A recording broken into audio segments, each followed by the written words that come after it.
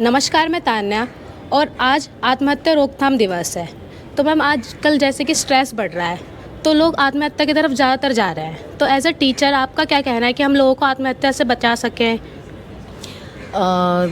Thank you for inviting me. सबसे पहले तो तुमने मेरे को यहाँ बुलाया इस विषय पे बातचीत करने के लिए। ये बहुत ही एक संजीदा विषय है, जैसा हम देख रहे हैं आज की जो सामाजिक स्थिति है। और जैसा आपने खुद कहा कि बहुत सारे तरह के स्ट्रेसेस हैं। हाँ हैं, क्योंकि बहुत सारी चिंताएं ऐसी भी आज की डेट में आ गई हैं जो चिंताएं पहले नहीं हुआ करती थी, और ख़ास तौर से युवाओं में।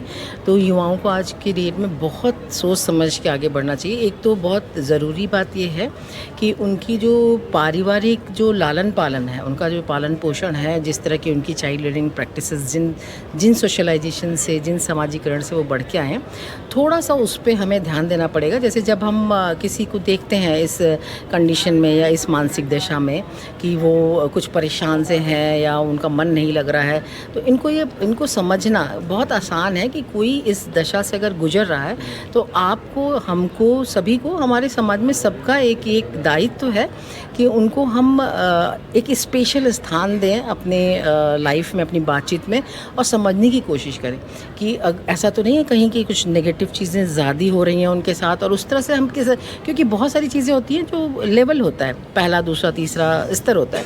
तो फर्स्ट सेकंड लेवल पे ही ज़्यादातर लोग होते हैं जिनको हम संभाल सकते हैं आराम से।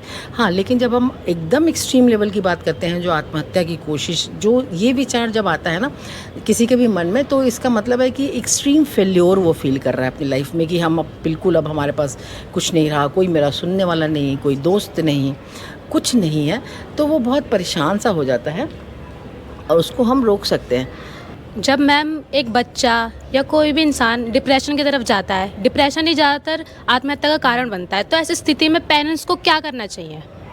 हाँ, जैसा कि मैंने बताया कि आप ना बहुत अच्छे तरह से जज कर पाएंगे, ऑब्ज़र्व कर पाएंगे कि जिनके साथ बच्चा रहता है, जैसे हम सारे दोस्त हैं उसके, तो दोस्तों को तुरंत व्यवहार में अंतर पता लगता है। तो दोस्तों का एक थोड़ा दायित्व बनता है कि उनके पेरेंट्स को बताएं कि इस तरह का आजकल इसका बिहेवियर थोड़ा चेंज हो गया है, इस तरह की बातें करने लगा है, थोड़ा समाज से विमुख हो रहा है, हम सबके संग बातचीत ठीक से नहीं करता, घूमता फिरता नहीं, अकेले।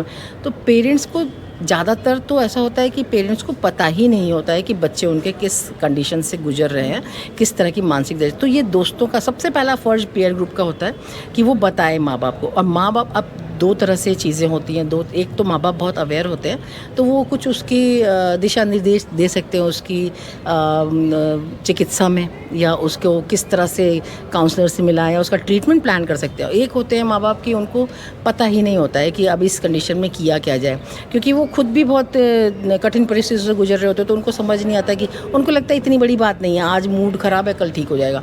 तो इस तरह के माँ बाप के लिए हमको यहाँ बहुत सारी, जो मिनिस्ट्री ऑफ वुमेन वेलफेयर और डेवलपमेंट है, उनके बहुत सारे सेल्स हैं जहाँ पे फ्री काउंसलिंग भी प्रोवाइड की जा सकती है। तो इस तरह से बहुत सारे और जो ग्रुप्स हैं आपके, पीयर ग्रुप के, या कॉलेज में भी आपके हैं और सोसाइटी में भी आपके हैं, फ्री रेफरेंसेस आप दे सकते हो, उनको बता सकते हो कि यहाँ पे आप जाके मिलें, इनसे बात करें, तो ज़रूर मदद होती है, और उस पेरेंट्स को भी हम अवेयर कर सकते हैं। Thank you ma'am. Thank you.